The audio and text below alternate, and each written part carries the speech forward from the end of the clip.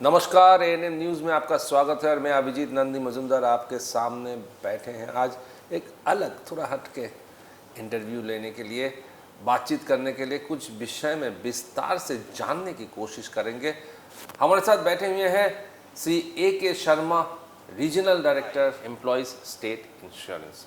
आप जब सरकारी नौकरी करते हैं, खासकर गैर सरकारी नौकरी भी करते हैं, तो ईएसआई के अंडर जो लोग आते हैं उनके क्या क्या बेनिफिट्स है उसके बारे में विस्तार से आज बातचीत करेंगे, क्योंकि बहुत सारे फीडबैक आए हैं कि इस मामले में खबर पूरी तरह से नहीं है। शर्मा साहब नमस्कार, हमारे साथ बातचीत करने के लिए, समय बिताने के लिए। तो सबसे पहली सवाल जो उभर कर सामने आ रहा है आज की तारीख में जी, कि इस ईएसआई के मामले में सबसे बड़ी चुनौती, अगर 5 चुनौती की कहा जाए जी, जी। ये सबसे बड़ी चुनौती क्या है? वर्कफोर्स तो बहुत बड़ा है, कितना वर्कफोर्स है वो भी जानना चाहिए। देखिए, वेस्ट बंगाल रीजन बहुत बड़ा रीजन है। यहाँ पर लगभग 18.5 लाख आईपीज़ हैं और अगर बेनिफिशरीज़ की बात करें तो मोर देन 70 लैक्स से ज़्यादा बेनिफिशरीज हैं, जिनको हम कई तरह के ईएसआई भारत सरकार के अनुसार बेनिफिट देते हैं। मैं एक शुरुआत करूँगा कि आपकी ये जानकारी से कि आपने ईएसआईसी के भवन जो है देखे होंगे, पंचदीप भवन, जो बिल्डिंग के नाम हमारे होते हैं ज़्यादातर, आपने देखा होगा कि हर जगह लिखा होता है पंचदीप भवन। तो ये पंचदीप भवन और 5 ये दीपों का भी रहता है। तो पंचदीप भवन का है कि हम पहले शुरू में 5 प्रकार के बेनिफिट देते थे, ठीक है। तो उसमें medical benefit, cash benefit, sickness benefit, dependent benefit और डिसेबलिशमेंट बेनिफिट्स, ये बेनिफिट देते। तो ये 5 बेनिफिट्स के नाम पर जो है हमारा पंचदीप भवन है। लेकिन अभी हम लोग जो है 5 बेनिफिट नहीं देखे, अभी भारत सरकार ने बहुत बेनिफिट दिए हैं, ठीक है। तो और भी कई तरह के बेनिफिट होते हैं। तो मैं आपको ये विस्तार से मैं ये बताना चाहूँगा, उसमें मेडिकल बेनिफिट हैं और कैश बेनिफिट भी देते हैं हम लोग, कई तरह के कैश बेनिफिट हैं। और मेडिकल बेनिफिट में आपने देखा होगा कि जो हमारा एक आईपी होता है, जिसकी सैलरी से हम 0.75% रिकवर करते हैं एज ए कंट्रीब्यूशन जी, और 3.25 एम्प्लॉयर से लेते हैं। तो टोटल 4% उसका जो वेज रहता है उससे लेते हैं 4%। लेकिन उसके लिए आईपी को हम कवर करते हैं, तो आईपी का पूरा फैमिली को कवर करते हैं। आईपी की फैमिली हमारा आईपी का है, स्पाउस है, उसके बच्चे हैं, उसके पेरेंट्स हैं, उसके अप टू 25 ईयर तक उसके भाई बहन भी हैं। तो जो फैमिली की हमारी डेफिनेशन है वही आप देखते हैं कि कितना वास्ट डेफिनेशन तो आपका 18 लाख आईपी मतलब आपका काफ़ी सारे बेनिफिशियरीज हैं। तो उसी लिए बता रहे मोर देन 70 हम मतलब एक एवरेज 3.8 70 लाख एक आईपी के पीछे 3.8 हम 3.8 से मल्टीप्लाई करते हैं। ये हमारा एक जनरल फॉर्मूला है। तो मोर देन 70 लाख हो गए। तो एक परिवार को, इतने परिवार को हम देते हैं। तो 70 लाख परिवार आपसे जुड़े हुए हैं? हमसे जुड़े हुए हैं जी, ईएसआईसी से जुड़े हुए हैं जी, ठीक है। तो उनको अगर कोई आईपी है हमारा, अगर उसको कोई चोट लग गई, वो छुट्टी पर गया, तो वो छुट्टी का पैसा हम देते हैं, एम्प्लॉयर को नहीं देना पड़ता है। अगर किसी को कुछ, भगवान नहीं करे, किसी को कुछ हो गया जो है, अगर कुछ उसका डेथ हो जाता है ड्यूरिंग एम्प्लॉयमेंट इंजरी, तो उसको पूरा हम डिपेंडेंट बेनिफिट देते हैं। तो सवाल यहाँ पे एक सवाल करना चाहेंगे, किसको किसको ईएसआई बेनिफिट मिल सकता है? बेनिफिट ईएसआईसी बेनिफिट जो है, जो आईपी लेस देन 21,000 जिनकी सैलरी है, मंथली सैलरी है, वो ईएसआईसी में कवर है। वो सब जो है ऐसे जो वर्कर्स हैं हमारे एस्टेब्लिशमेंट के हैं, उनको जो लेस देन 21,000 सैलरी वाला है, मंथली सैलरी 21 अप टू 21,000 जी, वो कवर रहते हैं। अच्छा जी। और इसके बाद इसके साथ साथ कितने लोग, एक कंपनी में कितने लोग मिनिमम होनी चाहिए ईएसआई बेनिफिट? मिनिमम जो है 10, मिनिमम 10 होनी चाहिए किसी भी फैक्ट्री एस्टेब्लिशमेंट में। तो आप बता रहे थे कि 70 लाख जो जुड़े हुए हैं जी, तो इसके साथ चुनौती क्या क्या है? देखिए, अभी भारत सरकार का जो हमारे माननीय लेबर मिनिस्टर हैं श्री भूपेंद्र यादव जी, और हमारे ईएसआई हेडक्वार्टर्स में हमारे डायरेक्टर जनरल हैं डॉक्टर राजेंद्र प्रसाद जी। तो अभी हम लोगों को जो यहाँ पे जो टारगेट दिया हुआ है, एक नया जो हम लोग चल रहे हैं, जो मेन जो है, उसमें हमको सभी आईपीस और उनके परिवार के लोग, वो सबको आधार से कनेक्ट करना है। हमें उनके आईपी नंबर्स हैं, उनको आधार से कनेक्ट करना है, जिससे उनके बारे में हमें सही सूचनाएं मिल जाएँ, उनके एड्रेस हमारे पास हों, और उनको बेनिफिट देने के लिए, मेडिकल बेनिफिट, कैश बेनिफिट के लिए एक तुरंत जो है सेवा हो उनके फ़ायदे के लिए। तो ये अभी हमारा भारत सरकार का जो है, जो हमको एक चैलेंज दिया हुआ है, तो ये एक बड़ा चैलेंज है हमारा। उसके बाद जो है हमारे जो भारत सरकार के जो हमारे सेक्रेटरी लेवल के डायरेक्टर जनरल हैं श्री डॉक्टर राजेंद्र प्रसाद जी, उनके द्वारा अभी एक हमारे यहाँ अभियान चलाया गया है कि ई ऑफिस, हमारे यहाँ ई ऑफिस है। आपने देखा होगा कि मेरी टेबल पे कोई कागज़ नहीं है, कोई ऑफिस नहीं है, पेपरलेस वर्क यानी ई ऑफिस। मतलब हम लोग जो भी काम करेंगे ई ऑफिस से करेंगे, मतलब ऑनलाइन सारा ऑफिस है। तो वो पूरा 100% डिजिटाइजेशन का हमको जो है अभी ई ऑफिस हमारा 100% चल रहा है। लेकिन ये जो आधार लिंक आप कह रहे थे जी, तो इसमें 18 लाख या 70 लाख बेनिफिशियरी में से कितने लोगों को आप तक अब कर पाए हैं? देखिए अभी इसमें अभी हम लोगों के सामने बहुत चुनौतियां आ रही हैं इसमें। तो अभी अगर मैं यहाँ की बात करूँ तो अभी हम लगभग 2 लाख जो है आईपी और उनकी फैमिलीज़ को हम जोड़ चुके हैं, जो कि काफ़ी नहीं है, लेकिन उसके लिए हमारे प्रयास किए जा रहे हैं। हमारे हेडक्वार्टर्स लेवल पे सॉफ्टवेयर को अपडेट किया जा रहा है, बायोमेट्रिक मशीन से हम लोग कर रहे हैं। तो वो हमारा लक्ष्य है, हम अगले कुछ महीनों में जो है वो कर देंगे, उसको पूरा तो कर देंगे। इसमें जो लोग बेनिफिशियरीज हैं जिसको आधार लिंक करने की बात हो रही है जी, उनके लिए आपका क्या संदेश है?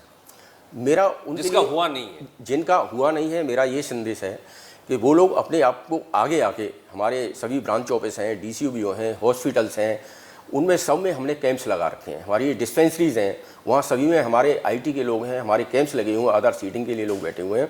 वो आगे आएँ और अपने आप से आधार सीडिंग कराएं, ये उन्हीं के लिए फ़ायदा है। उनको, हमारे पास उनका रिकॉर्ड रहेगा, आधार से हम एक टिक उनको बेनिफिट हम बहुत आसानी से दे पाएंगे। और तो मेरा ये संदेश है कि वो आए आगे से और अपने आप को आधार से लिंक करें। ये क्या ऑनलाइन कर सकते हैं? ऑनलाइन ही है, ऑनलाइन है। हमारे लोग हैं, वो कंप्यूटर से वेबसाइट है हमारी ESIC, वहाँ जाके करते हैं। तो ये कैंप्स चले लगे हुए हैं? जी, हमारे कैंप्स लगे हुए हैं। और दूसरा चुनौती को जो बात कर रहे थे आप, हमारा ई ऑफिस है डिजिटली, वो चुनौती नहीं है, वो तो बड़ी तुरंत हो भी गया है। उसके बाद अभी एक नया टारगेट हमको दिया है, फरवरी तक जो है 100% डिजिटलाइजेशन का किया है हमारे DG साहब ने। तो हमको लग रहा है वो लक्ष्य हम बड़े आसानी से पूरा कर लेंगे। और अभी आप देख रहे हैं कि अभी हम जो भी कोई भी फाइल आती है ई ऑफिस से आती है। मैं दिन में घर पे हूँ, कभी भी हूँ, अपना लैपटॉप साथ रखता हूँ, मैं एयरपोर्ट पे बैठा हूँ, रेलवे पे बैठा हुआ हूँ, कोई एक फ़ाइल नहीं रुकती है। कभी भी मैं अपना ओपन खोल के, तो मेरे पास एक फ़ाइल आई है, मैं इमीडिएटली उसको डिस्पोज कर देता हूँ। तो ये एक बहुत बड़ा हमारा एक फ़ायदा है कि 100% ई ऑफिस हमारा हो गया है। और इससे अभी कोई भी फाइल आपको नहीं, पूरा ट्रांसपेरेंसी रहती है, पूरा आप ई ऑफिस में पूरा जो है सारा रहता है। जो है कोई उसमें ई ऑफिस में कब मैंने फ़ाइल को डिस्पोज किया, उसमें डेट आती है, उसमें इवन टाइम भी आता है, कितने बजे मैंने फ़ाइल को डिस्पोज किया, और हम कभी भी कहीं भी इसको डिस्पोज कर सकते हैं। तो 100% डिजिटाइजेशन फरवरी तक का हमको टाइम दिया है हमारे डायरेक्टर जनरल श्री राजेंद्र प्रसाद जी ने। तो उसको भी हम पूरा कर लेंगे, कंप्लीट कर लेंगे उसको भी। तो एक वर्कर अगर ESI बेनिफिट लेना चाहे तो सरल आकार पर उनको क्या क्या स्टेप करना चाहिए? आप क्या कहना चाहेंगे वर्कर को कि आप किस तरह से आगे बढ़े? कहीं ना कहीं बात उठती है कि दलालों की चक्कर में पड़ जाते हैं, तो इस मामले में आपका सलाह क्या है? मेरा जो हमारे जो वर्कर्स हैं, हमारे जो IPs हैं, उनको मेरा संदेश यही है कि आप अपने आप को, अगर आपकी सैलरी, आपकी वेजेज 21,000 से कम है, 21,000 से कम है, तो आप अपने आप को और अपने परिवार को आप ESIC में रजिस्ट्रेशन कराइए। वो एम्प्लॉयर का ड्यूटी है कि उसको रजिस्ट्रेशन कराना चाहिए। IP को आगे आके एम्प्लॉयर को बताना चाहिए कि मेरा सैलरी में ESI में कवरेबल हूँ, आप मेरा ESI रजिस्ट्रेशन करिए और ESI कार्ड मुझे दीजिए। उसके बाद हमारे किसी भी ब्रांच ऑफिस में जा सकते हैं, हमारे 66 ब्रांच ऑफिस हैं और हमारी किसी भी डिस्पेंसरी में जा सकते हैं, हमारे किसी भी हॉस्पिटल जा सकते हैं, हमारे RO ऑफिस में आ सकते हैं, SRO में आ सकते हैं, वो किसी की मदद ले सकते हैं। मेरा यह है कि आप अपने आप को ESIC में इनरोल कराइए, ESI में रजिस्ट्रेशन कराइए। इसके बहुत बेनिफिट हैं, इसके कैश बेनिफिट हैं, मेडिकल बेनिफिट हैं, और पूरा परिवार सुरक्षित रहता है ESIC का। ऐसी स्कीम जो है ऑल ओवर वर्ल्ड में कहीं नहीं है। तो ये स्कीम का लाभ उठाने के लिए मान लीजिए उनको चाहिए, तो वो कैसे करेंगे? ऑनलाइन पूरा सुविधा क्या ऑनलाइन मिलती है? जी, एक बार ESIC में रजिस्टर हो जाता है, उसका ESI नंबर आ जाता है। अगर वो बीमार है तो हमारा डिस्पेंसरी हॉस्पिटल जाता है, वो ESI नंबर दिखा देता है, वो नंबर से हम लॉक कर देते हैं। सारा ऑनलाइन प्रोसेस है हमारा, ऑनलाइन सारा डिटेल उसका आ जाता है। एक बार रजिस्ट्रेशन करते समय वो पूरा फैमिली का डिटेल देता है, अपना डिटेल देता है। उसके बाद वो फीड हो जाता है, डाटा हमारे यहाँ सेव हो जाता है। उसके बाद उसको ESI नंबर केवल जहाँ भी हॉस्पिटल है या हमारे ब्रांच ऑफिस कैश बेनिफिट है, उसको ESI नंबर बताना रहता है। ESI नंबर हमारा जो ब्रांच ऑफिस में है या हमारा ESI डिस्पेंस डॉक्टर्स हैं वो डालेंगे, उसका पूरा डाटा निकल के आता है। जो भी उसको बेनिफिट मिलना है वो मिलेगा बेनिफिट। तो इसमें पूरा चीज़ ही फेसलेस जो आपने अभी तक बताया जी, है, जी। रजिस्ट्रेशन करने से पूरा ये तक फेसलेस चेहरा है। आप ऑनलाइन सब कुछ हो सकता है, सब ऑनलाइन है हमारे यहाँ, फेसलेस, टोटल ऑनलाइन, फेसलेस है। इसमें पूरा सुविधा वर्कर की आईपी की तरफ जाता है। जी जी, अगर ये ज़रूरी नहीं है कि आईपी हमारे ब्रांच ऑफिस में आए, वो अपनी फैक्ट्री में है, जो वहाँ के ह्यूमन रिसोर्स एचआर के लोग होते हैं, उनको अपना कागज़ देगा, वो ऑनलाइन हमको भेज देंगे, हमारे ब्रांच ऑफिस में आ जाएगा, डिस्पेंसरी में आ जाएगा, अगर कैश पेमेंट मिलना ऑनलाइन उसको सब मिल जाएगा। तो आप आए एक दूसरे हट के थोड़ा सा आते हैं अस्पताल की तरफ। जी। तो अस्पताल की आज की तारीख में ईएसआई की आपकी बुनियादी अस्पताल, ईएसआई की बुनियादी अस्पताल कितने सारे हैं और आपके साथ कितने सारे अस्पताल? एक बातचीत चल रहे थे जब हम श्रम मंत्रालय से बातचीत कर रहे थे, माननीय मंत्री जी से बातचीत कर रहे थे, मंत्री जी ने बताया थे कि गैर सरकारी अस्पतालों के साथ भी स्टैंडगार्ड करने की एक बातचीत चल रही है, कोलैबोरेशन करने की बातचीत चल रही है। तो ये कितना हद तक हुआ है? आज अस्पताल की स्थिति क्या है? जी देखिए, अभी हमारा जो ईएसआईसी कॉर्पोरेशन रन कर रहा है, वो जोका में 470 हॉस्पिटल है, 470 बेड का हॉस्पिटल है और उस काफ़ी अच्छी सुविधाएं उनको मिल रही हैं। इसके अलावा 13 हमारे स्टेट हॉस्पिटल है, मतलब स्टेट रन हॉस्पिटल है, स्टेट गवर्नमेंट हमारा चला रहा है। उसके बाद हमारी 66 डिस्पेंसरीज हैं, वो स्टेट गवर्नमेंट चला रही है। उसके बाद 6 हमारे डीसीबीओ हैं, ब्रांच ऑफिस कम डिस्पेंसरीज, वो हम चला रहे हैं। उसके तो बेनिफिशियरीज को पूरा ले। उसके अलावा भी हम लोगों ने ऑल ओवर वेस्ट बंगाल हम लोगों ने प्राइवेट हॉस्पिटल से टाई अप किया हुआ है। अच्छे जो प्राइवेट हॉस्पिटल हैं, सीजीएचएस रेट से हम लोग टाई अप किए हुए हैं। तो जो सुविधाएं हमारे हॉस्पिटल्स में नहीं है या कोई इमरजेंसी है उसके नज़दीक है, तो वहाँ लेके कैशलेस जो है ट्रीटमेंट लेते हैं हमारे डॉक्टर्स। आप यहाँ पे आमरी है, बड़े बड़े हॉस्पिटल्स हैं, वो सब हमारे टाई अप में हैं। और आईपी जो है सीधा वहाँ जा सकता है इमरजेंसी में, वो ट्रीटमेंट कराएगा, हमको बताएगा, हमारा डॉक्टर वेरीफाई करेगा और कैशलेस ट्रीटमेंट उसको मिलता है। वो आईपी या उसका फैमिली मेम्बर कोई भी जो डिपेंडेंट है उसके ऊपर। इस मामले में आगे जाकर आपका कोई प्लान है, कुछ करने का इरादा है, कुछ हम लोग आप विस्तार कर रहे हैं अस्पताल? जी, अभी माननीय भारत सरकार ने, अभी माननीय हमारे जो मंत्री साहब हैं, कैबिनेट मंत्री साहब हैं श्री भूपेंद्र यादव जी, अभी उन्होंने एक मार्च 24 तक 3 नए हॉस्पिटल्स लॉन्च करने का टारगेट यहाँ पे दिया है, जो कि 100 बेड का एक सिलीगुड़ी में है, 100 बेड से एक हल्दिया में है और एक 50 बेड आसनसोल में है। ये माननीय मंत्री साहब ने, भूपेंद्र यादव साहब ने मार्च 24 तक टारगेट इनको लॉन्च करने का लिया है। तो ये 3 हॉस्पिटल और मार्च तक लॉन्च हो जाएंगे, उम्मीद। कितना हद तक या काम आगे बढ़ चुका है, हो जाए इनका? हाँ, इनके काम मोर देन 95% वर्क कंप्लीट हो गए, 95% भी कंप्लीट हुए कुछ ऑप्शन, और ये टाइम से पूरे हो जाएंगे। तो ये कोविड की ट्रीटमेंट और बाकी सब सारे ट्रीटमेंट इस अस्पताल में मिल सकता है? जी, सभी। हाँ, सो ट्रीटमेंट का कोई इसमें नहीं है? नहीं, ट्रीटमेंट का कुछ नहीं है। हमारे कोविड है, जो भी बीमारी है, जो हमारे डॉक्टर्स हैं, स्पेशलिस्ट रहते हैं, वो ट्रीटमेंट करते हैं। जी।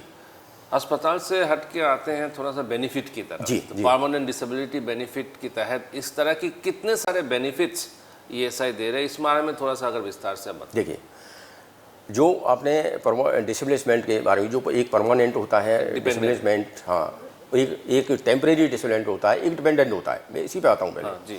तो परमानेंट डिसेबलेंट बेनिफिट एक ये होता है कि किसी वर्कर की ड्यूरिंग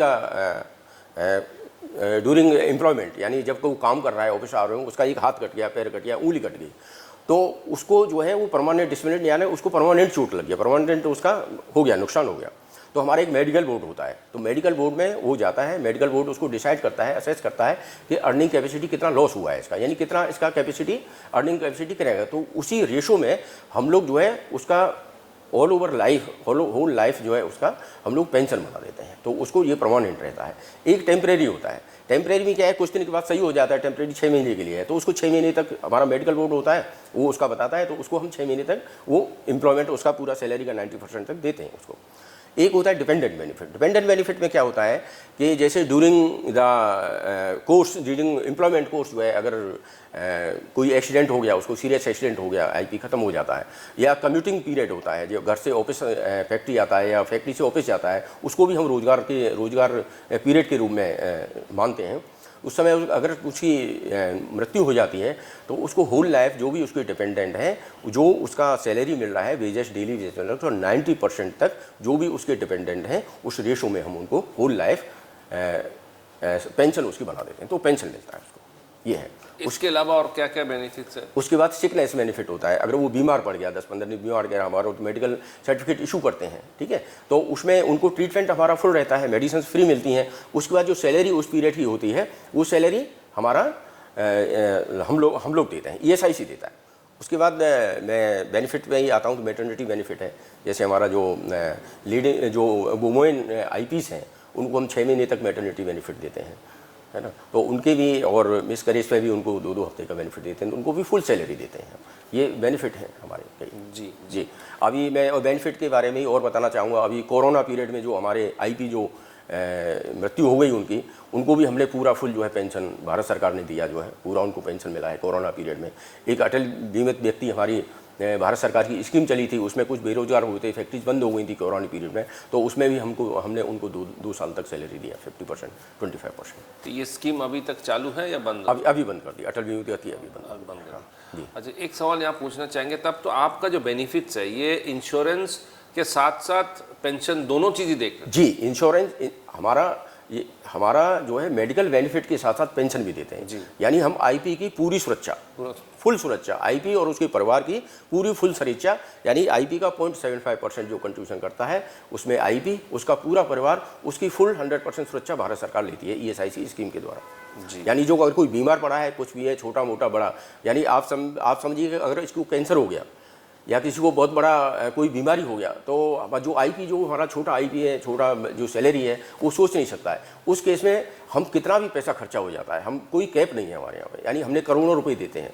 और जो हमारे इवन जो हॉस्पिटल हैं, जो कैंसर के हॉस्पिटल हैं, हमारी कोई सीमा नहीं है, कितना भी बेनिफिट है हम उनको देते हैं। जो है कोई भी बीमारी है, अगर एक बार एडमिट हो गया, फुल खर्चा जब तक ठीक नहीं होता है उसको करते हैं। किडनी ट्रांसप्लांट तक भी जो है आईपीज़ का हम लोग करते हैं। माने आप ये बहुत बड़ी बात कही कि कैंसर और किडनी ट्रांसप्लांट का कोई कैप नहीं है, जितना सीमा नहीं है, जितना खर्चा होता है उतना ही सरकार देती है। सरकार उतना देती है, कोई किसी का कोई कैप नहीं है किसी भी बीमारी के लिए। एक बार हमारा आईपी है वो, तो उसका पूरी जिम्मेदारी भारत सरकार ईएसआईसी स्कीम के द्वारा लेती है।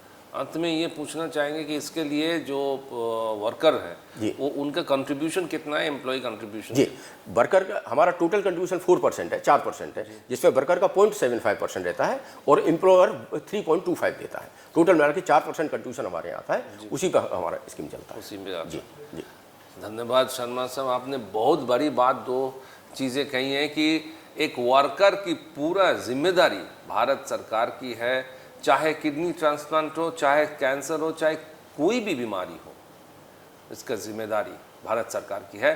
कोई सीमा नहीं है, जितना खर्चा है उतना ही सरकार देगी। धन्यवाद शर्मा साहब, हमारे साथ बातचीत करने के लिए और इतने सारी चीज़ बताने के लिए, विस्तार से बताने के लिए। आप देखते रहिए एएनएम न्यूज़, और आगे जाकर हम लोग फिर ऐसे धुआंधार इंटरव्यू आपके सामने ले आएंगे। नमस्कार।